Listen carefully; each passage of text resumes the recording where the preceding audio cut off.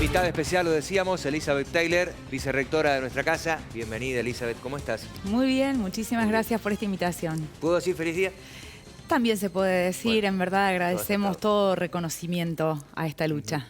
Bueno, en un día donde veíamos imágenes de lo que pasa en el mundo, de lo que pasa también en nuestro país, pero la referencia directamente también en lo inmediato y tratando de comenzar a hablar con vos de lo que pasa puertas para adentro, hablando de la universidad y de los cambios, porque cuántos años estás y podés contarnos lo que ha sido el proceso de cambio que también ha existido internamente, ¿no? Claro, bueno, no diría desde los inicios de la universidad, pero llevo ya más de 25 años de alguna manera vinculada con alguno de los claustros de nuestra universidad, iniciando por la docencia, y verdaderamente hemos podido asistir en esta comunidad muy nueva y esta comunidad muy linda a verdaderas transformaciones que se han dado, que por supuesto esto no significa que se haya de alguna manera terminado con ninguna de las luchas, pero sí hay que reconocer una gran comunidad, una comunidad que colectivamente se ha podido dar a discusión en unas primeras instancias y luego lograr un gran número de regulaciones, de normativas que van dando garantías institucionales a este proceso de participación de las mujeres y de representación de las mujeres en distintos claustros, además de un sinnúmero de acciones que, por supuesto, evidencian no solo la visibilización de lo que sucede dentro de la universidad, sino lo que pasa afuera. Claro, quizás en la universidad el cambio haya sido, no digo más fácil, pero casi más natural que se fue llevando que en otros ámbitos. Y probablemente los espacios universitarios, eso hablábamos hoy en una nota radial de nuestra querida radio, las universidades son un ámbito por excelencia de impulso de la reflexión, de impulso de la movilización de las nuevas ideas. Las universidades y algunas de las áreas universitarias también acompañando los procesos sociales, los movimientos sociales como esos espacios naturales de la emergencia de lo que las comunidades van necesitando, no solo como objeto de estudio, porque lo estudia la ciencia, ¿sí?, a través de sus diferentes dispositivos, sino también porque son un ámbito donde se promueve, ¿sí?, la emergencia de lo diverso, de lo nuevo y de la necesidad de dar explicación o descripción al menos de ello. Uno interpreta que la lucha en lo intelectual al menos nace allí, desde las universidades, ¿verdad? Las universidades acompañan, la generan, nacen en términos formales, pero siempre decimos que nuestra gran inspiración aparece de los procesos sociales, donde efectivamente no solo son la caja de resonancia de los procesos sociales, sino donde se generan y luego las universidades tratamos de ir generando algunas condiciones de visibilización, de descripción de esa realidad en términos científicos y luego con ello ir acompañando esos procesos para que se puedan transformar en leyes, en accesos a derechos y no solamente la ley, porque la ley sabemos es absolutamente fundamental, un pilar, una base y luego todo lo que lleva la apropiación verdaderamente de esos espacios. Porque está entre lo que dice la ley como bien enmarca y después está lo empírico. A ver, che, en la práctica, ¿qué tal la estamos llevando a la ley, no? Bueno, un claro ejemplo y te quería preguntar si tenés más o menos, yo interpreto que sí, la idea en porcentual de cuántas mujeres están en las universidades al frente de los primeros cargos jerárquicos. Vos sos un claro ejemplo porque estás en un cargo jerárquico como vicerrectora. ¿En cuánto en porcentaje se da en el país esto? En verdad hay un último estudio publicado del Ministerio de Educación de la Nación y bueno, ahí establece algo más de un 16% en los cargos de decisión, en los cargos rectorales, mientras que la comunidad universitaria está compuesta por más de un 63% en mujeres. Es decir, todavía hay mucho por trabajar en eso. De hecho, el año pasado se creó dentro del CIN, que es el Consejo Interuniversitario Nacional, un foro de rectoras y vicerrectoras con el objeto de visibilizar esta necesidad de la representación, de poder acompañar los procesos de participación política universitaria y bueno, en eso venimos trabajando con una agenda realmente interesante porque se conoce por todo el CIN, por supuesto, tanto varones como mujeres, intentando trabajar por esa brecha. Esa representación me parece que se da, digamos, en lo piramidal, Elizabeth, cuando vamos bajando y hablamos de decanos y demás, allí se está dando que hay más mujeres que uno cree que esto va a potenciar que a futuro ese 16% de la primera línea se revierta. Bueno, en nuestra universidad en particular así sucede. De hecho, hay una representación en cargos tanto en los decanatos como en las secretarías, tanto de rectorado como de los institutos, con una fuerte presencia de mujeres y por supuesto que son ámbitos decisionales. La verdad es que sí se ha crecido mucho y además nuestra universidad en particular lo tiene garantizado, no en los cargos de gestión de los que recién mencionaba como secretarías y direcciones, pero sí lo tiene garantizado por nuestra propia normativa en caso de las elecciones, la representación, no solamente en los órganos colegiados, sino también, que es una de las pocas universidades, cuando nosotros lo definimos fue la primera, que aún en la fórmula ejecutiva del Ejecutivo rectoral, también la representación de género. Ya nos salimos de las universidades y empezamos a generalizar en el tema. ¿Tenemos posibilidades de ir con el móvil o aún no? ¿Hay un problema? ¿Cuál? Bueno, estamos tratando de comunicarnos y tener el móvil, temas técnicos que nos alejan de esta posibilidad. Por lo pronto podemos mostrar algunas imágenes y Rodrigo ha mandado de cómo se está generando la marcha. Obviamente todavía es temprano, influye el calor y demás, pero algunas imágenes de lo que ocurre ahí. Pero ya vamos a estar mostrándolo. Nosotros seguimos conversando aquí de algo tan interesante desde la profundidad que se le puede dar al tema. Y bueno, particularmente veía, hablando de las diferentes labores, yo creo que hay alguien que a nivel mundial, en este caso en lo macro, en Alemania, como fue Angela Merkel, rompió ciertos tabúes con respecto a insistir con la mirada femenina de algunos trabajos. No, la mirada femenina frente a la política, no, la mirada femenina frente a la economía. ¿No es la mirada personal, Elizabeth? Bueno, ahí casualmente es un tema que venimos trabajando mucho respecto de las necesarias transversalidades que tenemos que garantizar sobre el acceso a algunos temas. Siempre son delgados esos cortes para realizar, pero sí entendemos que la perspectiva feminista aporta una mirada cuando decimos que vamos a desarrollar una ampliación de miradas sobre un determinado objeto, que puede ser la economía, que puede ser la salud, que pueden ser distintos temas. Es muy importante la incorporación de esta perspectiva. De hecho, algunas de las mujeres que también trabajan en nuestra universidad, generando algunos aportes investigativos, lo han hecho, como en el caso de Ana Falú, con todo el tema de lo que tiene que ver con desarrollo de infraestructura con una perspectiva de género. Queremos caminar hacia esta idea de poder construir consensos respecto de producciones que además incorporen esta mirada a la posibilidad de describir todos los aspectos de la sociedad que nos ocupan y nos preocupan. Si nos metemos en la investigación, claramente, quien es la descubridora de la primera vacuna contra el COVID es una mujer. Así es. Bueno, este año tuvimos oportunidad también, en el marco de lo que estás mencionando, de participar de un reconocimiento que se hace desde el Ministerio de Ciencia y Técnica de la provincia de Córdoba de las trayectorias de mujeres en ciencia. La verdad, tuve el honor de ser convocada como dentro del equipo que valorábamos algunas de estas producciones según las áreas temáticas y demás. Y por supuesto que no me sorprende que mujeres estén trabajando y desarrollando este tipo de producciones. Y no solamente aspectos vinculados a la vacuna, sino un sinnúmero de acciones que han tenido que ver con las necesidades de resolución sanitarias propia del COVID y la gran mayoría de equipos constituidos en su conjunto por mujeres. Pero no solo por mujeres, sino mujeres con una perspectiva realmente inclusiva, integrando a las mujeres en estos espacios que durante muchos años fueron especialmente o prioritariamente ocupados por varones. Vamos a ir al móvil y dejo la pregunta para que me la contestes después del móvil. Yo tengo, en realidad, más que una sensación, uno lo ve en la práctica, y después voy a ir específicamente a qué profesiones me estoy dirigiendo, pero hay una feminización claramente de algunos trabajos en donde las mujeres han llegado al punto en donde estos porcentajes que hablas, que todavía en los cargos jerárquicos faltan, por ejemplo el universitario, en algunos trabajos han ocupado y han logrado revertir al punto de que casi el 90, el 100% son mujeres en esas labores. Pero ya nos explayamos de cuáles son. Tenemos el móvil ahora, Rodrigo Urquía, sé que tenés problemas con el retorno, Rodrigo, así que simplemente saludarte y escucharte. Hola Héctor, buenas noches para todos. Estamos justamente aquí a metros de Plaza Centenario, donde está partiendo la movilización, está partiendo la marcha. Como podemos ver, primeros minutos de la movilización, porque inclusive la concentración se da pasadas las 18 horas aquí en el lugar.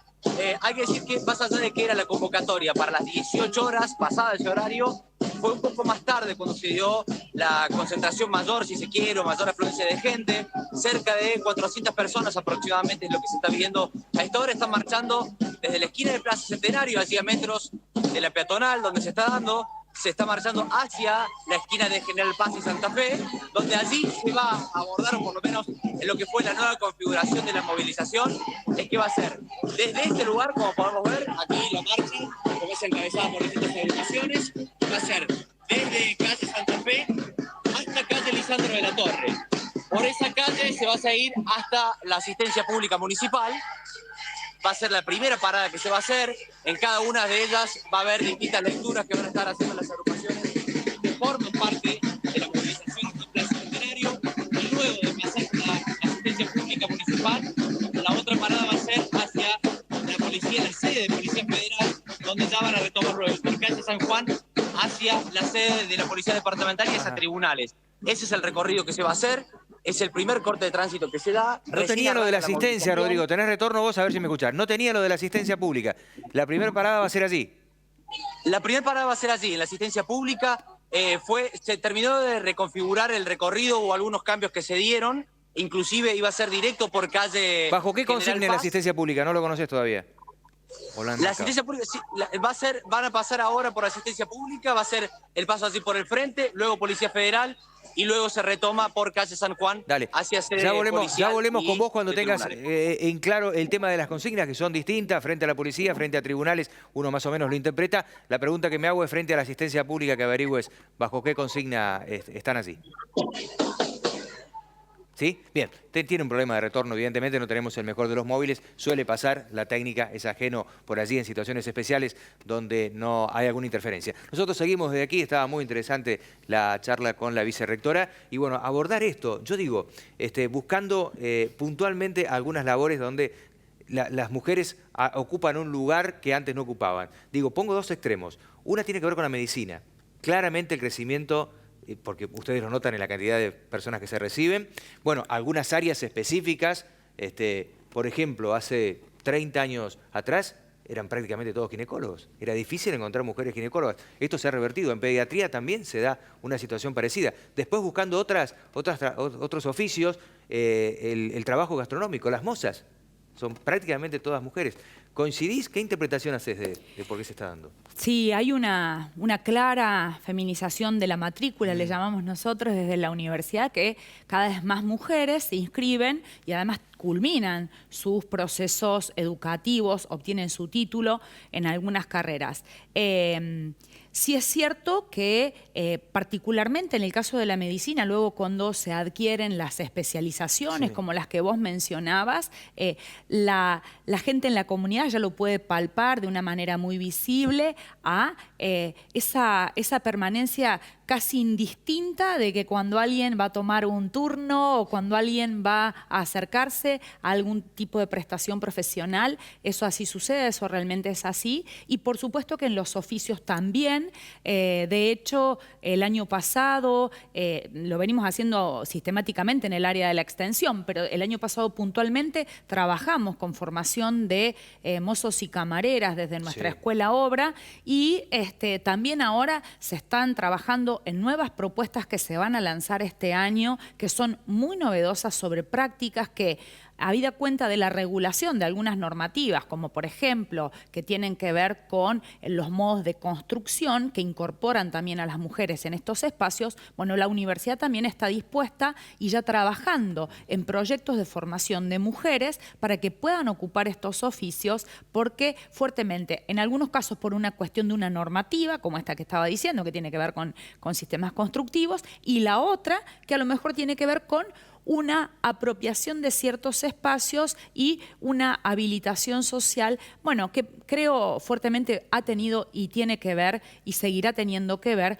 con todas estas luchas que fueron rompiendo con determinados límites o determinados techos a ciertas participaciones. Y por supuesto también la lucha sigue en términos de, bueno, dentro de eso, cuáles son los roles. Durante mucho tiempo se habló y se sigue hablando porque las realidades son muy distintas respecto de las remuneraciones por igual trabajo entre hombres y mujeres. Bueno, ahí hay algunas de estas brechas sobre las que, por supuesto, la normativa, por supuesto, la apertura de los espacios, luego las condiciones laborales, pero sí ir reconociendo todo esto que se va avanzando. Ahora, iba a ir justamente a ese punto, me leíste la mente, pero iba a ir porque a la hora de hablar de monetizar, del trabajo remunerado, estamos hablando, había un informe de hace, en realidad creo que es del año pasado, en donde se decía que por ahí la incidencia se da mucho más en lo informal, que en la formalidad del trabajo no se da tanto esta diferencia económica a la hora de la remuneración porque ya está estipulado. Bueno,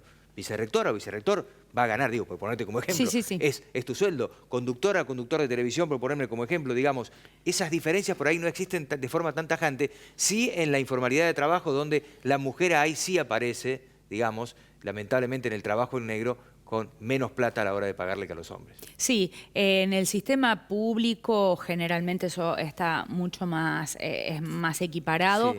Hay aún, dentro de las formalidades de algunos estudios que he leído respecto de la remuneración por tarea, donde todavía se mantienen algunos desfasajes, pero claramente lo que vos decís, en la informalidad, donde no hay digamos, dos saltos de la garantía laboral y la garantía de género, ¿sí? Hay como dos vulnerabilidades que se suman y claramente es donde mayores diferencias hay. El otro punto, los últimos datos del INDEC indican que en la Argentina, en los últimos 2 años, en la generación de empleos, en realidad de gente que logra entrar al mercado laboral, se creció en los hombres un 8% y en las mujeres un 19%. Porcentualmente, todavía la diferencia, si vamos al concepto general, sigue los hombres por arriba del 60%, pero digo, se está creciendo y mucho a la hora de la elección del empleador, decir, sí, contrato mujeres. Sí, y eso que estás vos refiriendo como fuente, que es el INDEC, habla de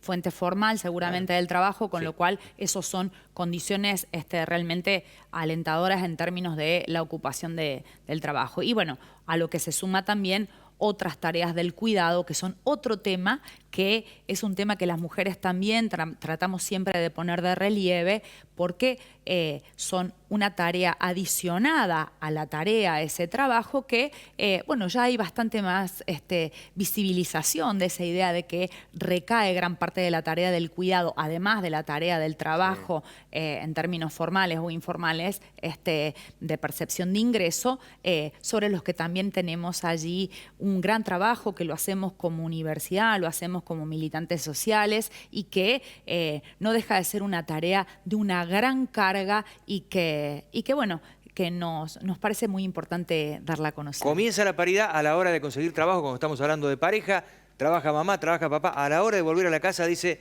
ahí la cosa vuelve a ser dispar y la mayor cantidad de trabajo que tiene que ver directamente con el hogar se lo carga en la espalda de la mujer. Eso hay que romper, pero eso tiene que ver con algo cultural, ¿verdad? Y tendremos que ir rompiendo. Lo estamos haciendo. Vamos rompiendo, en verdad, por ahí lo hablábamos fuera de cámara, esto de los distintos contextos. Es importante ir viendo estos crecimientos, estas rupturas de ciertas barreras, y sin embargo se necesitan mantener algunas etapas como estas, como un día como hoy, que tiene que ver con un gran consenso de muchas organizaciones sociales, distintas instituciones, haciendo énfasis en mostrar que hay un hecho, seguir visibilizando, y luego las distintas instituciones tienen realidades distintas. Vamos llegando a las casas, porque este medio de comunicación nos habilita, por ejemplo, a abrir la puerta de una casa para contar estas realidades. La mayoría de las personas ya lo saben, pero es ir contando datos como los que fuiste arrojando, como los que fuimos comentando a lo largo del día. Y luego seguir avanzando por otras cosas. Mientras en algunos espacios, en algunos contextos, hay apenas una instancia de conocimiento, acercamiento a una realidad, otros grupos estamos trabajando en otras ocupaciones que tienen que ver con profundizar ese acceso a derechos. Es decir, vuelvo a lo mismo, una vez tenida la norma, una vez reglamentado un acceso. Bueno, ¿cómo se da ese acceso? ¿Cómo se da la participación de las mujeres en los espacios de decisión? En la decisión y en la acción sobre los espacios en los que se comparten acciones y actividades. Bueno, esas son las luchas que le llamamos, esos son nuestros desafíos, esas necesidades de seguir avanzando. Bueno, la verdad que has traído al llano, rompiendo con algunos tecnicismos y poder entender todos bien claro de qué estábamos hablando, así que ha sido una charla muy interesante. Nos faltó una mesita y un par de café por ahí, hacíamos de 5 horas el noticiero tranquilamente. Muchas gracias. Espero que te hayas sentido cómoda. Muy cómoda, muchas gracias, muchas gracias. Hoy es un día de reconocimiento y quiero reconocer a todas las mujeres que nos trajeron hasta acá y que vamos a seguir así, y gracias a ustedes.